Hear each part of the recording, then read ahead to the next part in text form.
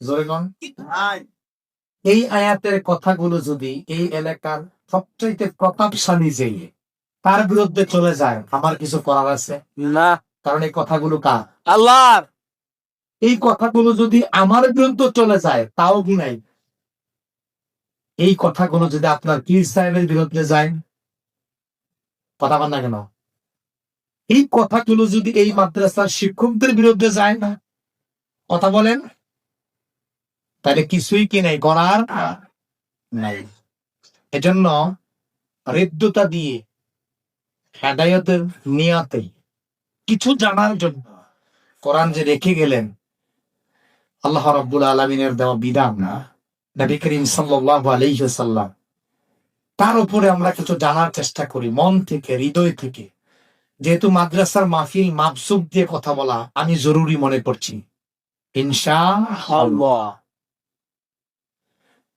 আমি যেই জায়গা থেকে আপনাদের কাছে তেলাওয়াত করেছি, আল্লাহ সুবহানাহু ওয়া তাআলা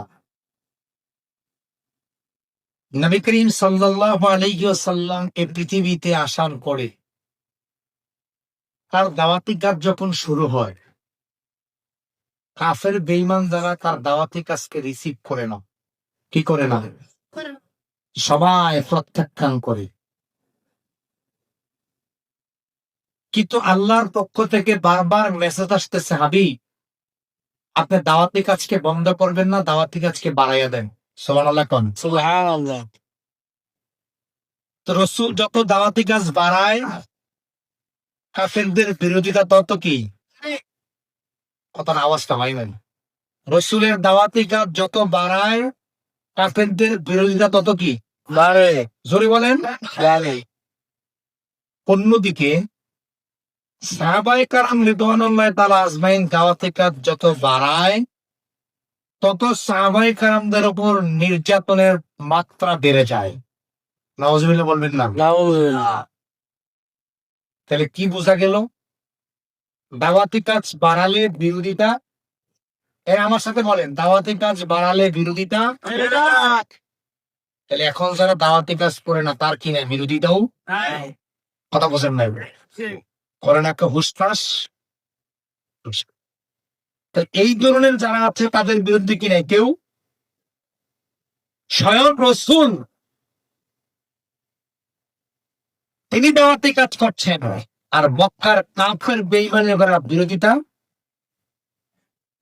আর সাহাবায়ে কেরাম রিদওয়ানুল্লাহি তাআলা আজমাইন যারা, তাদের উপরে চড়াও হতে হতে একটা পর্যায়ে এমন হয়ে গেল, সাহাবায়ে কেরাম তাদের বাড়িঘর ঘর বাড়ি রেখে মক্কা থেকে পানি জমাতে বাধ্য হলো। নাউজুবিল্লাহ। তাহলে সাহাবায়ে কেরাম কি করতেছে, মক্কা থেকে বের হতে বাধ্য হয়েছে। এখান থেকে আমরা আলোচনা শুরু করব। الذين أخرجوا من ديارهم بغير حق, অনুবাদ শোনানা দিব আল্লাহু আকবার। আবার বলুন আল্লাহু আকবার। ঘরবাড়ি থেকে অন্যায় ভাবে বের করা হয়েছে।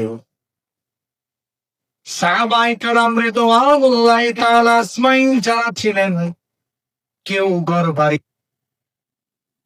বেশি ছিল, অবশেষে তারা ঘর বাড়ি ছেড়ে জোরে বলেন কি ছিল, যুগে যুগে যারা আমার বান্দাদেরকে তাদের ঘর বাড়ি থেকে বের করতে বাধ্য করবেন, নির্যাতনের কারণে বের হতে বাধ্য হবে, তাদের জন্য আল্লাহ তাআলা জানায়া দিবেন এরাও হবে অন্যায়, এটাও হবে অবিচার, এটা হবে কি, জোরে কোন। সাহাবায়ে কেরাম রিদওয়ানুল্লাহি তাআলা আজমাইন যারা ছিলেন, চরম উৎকণ্ঠার ভিতরে বসবাস করতেছেন। চারদিকে কাফের বেঈমান যারা, আল্লাহ নবী সাল্লাল্লাহু আলাইহি ওয়াসাল্লামের সাহাবারা যেদিকে যায় শুধু আঘাত আর আঘাত, আঘাত আর আঘাত করতে থাকে। আল্লাহ নবী সাল্লাল্লাহু আলাইহি ওয়াসাল্লামের সাহাবারা আল্লাহ নবীকে একদিন এসে বললেন, ইয়া রাসূলুল্লাহ, আমরা তো আর কাফের বেঈমানদের অত্যাচার সহ্য করতে পারি না। আমাদেরকে একটা পরামর্শ দেন, আমরা এখন কি করব? আল্লাহ নবী সাল্লাল্লাহু আলাইহি ওয়াসাল্লাম বলেন, ও আমার সাহাবারা শোনো, আমিও তো বড় কষ্টে আছি, কাফের বেঈমানরা তো আমারও ছাড়বে না, আমি পথ চলতে পারি না, আমি যেখানে যাই বাধা বাধা। আমি যদি সিদ্ধান্ত নেই দাওয়াতি কাজ করব, কাফের বেঈমানেরা আমারে দাওয়াতি কাজও করতে দেয় না। আমি যদি সুন্দর পোশাক নিয়ে ঘর থেকে বের হই, সন্ধ্যা বেলা থুতু মাখা পোশাক নিয়ে ঘরে ফিরে আসতে হয়।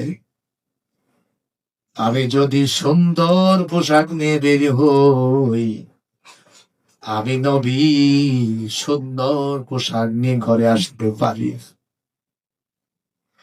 আল্লাহ নবী বাজারে গেলেন, হাদিস প্রমাণ করে আল্লাহ নবী সাল্লাল্লাহু আলাইহি ওয়াসাল্লামের চেহারার মধ্যে কাফের বেঈমানেরা কতগুলো কাদা মাটি নিয়ে রসুলের চেহারার মধ্যে ছেড়ে দেয়। ও পরম তলার মুসলমান, কান খাড়া করো, তোমার নবী মাইরি খায়, তোমার নবী এই দিনের জন্য নিজের চেহারার মধ্যে তুলা মালি ছাড়া তার চেহারার মধ্যে কাদা ছেড়ে দিল।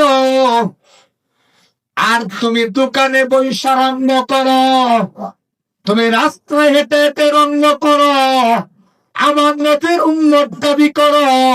আমার মন বলছে, যারা নবীর উম্মত দাবি করে, নবীর ইত্তেবা করে না, নবীর অনুসরণ করে না, আমি রুহুল আমিন বলে গেলাম। আর যাই হোক, তুমি এখনো মুমিন হতে পারো না। এজন্য এখনো সময় আছে, আর দেরি নয়, দেরি নয়। নবী প্রেমী যারা দৌড়ে চলে আসো, তুমি এখনো ঘরে থাকো। কিন্তু বহু সাহাবায়ে কেরাম যারা ঘরে থাকতে পারে নাই, আল্লাহ বলেন মুখরিজু মিন দিয়ারিহিম, তাদেরকে তাদের ঘর বাড়ি থেকে বের করে দিয়েছে। আল্লাহ নবী সাহাবাদেরকে বললেন, আমার সাহাবারা শোনো, আমি নবী কষ্টে আছি, তবে শুনেছি আবু সিনিয়র বাদশা নাজ্জাশী বড় ভালো মানুষ, বড় ভালো মানুষ, ওখানে চলে যাও, তোমরা মক্কায় থাকা দরকার নাই। আল্লাহ নবীর পরামর্শ পেয়ে প্রথম দফায় তারা 15 জন মুসলমান, কয়জন? কয়জন? 15 জন। বলেন 11 জন পুরুষ, 4 জন নারী, হইল কয়জন? পুরুষ কত? 11 জন, নারী 8 জন। 11 জন চলে গেলেন আবু সিনিয়ায়। সেখানে বসবাস করতেছে কাফের বেঈমান যারা এতদিন বিরোধিতা করেছে মুসলমানদের, এবার ভিতরে ভিতরে তাদের আগুন জ্বলতে শুরু করে দিল।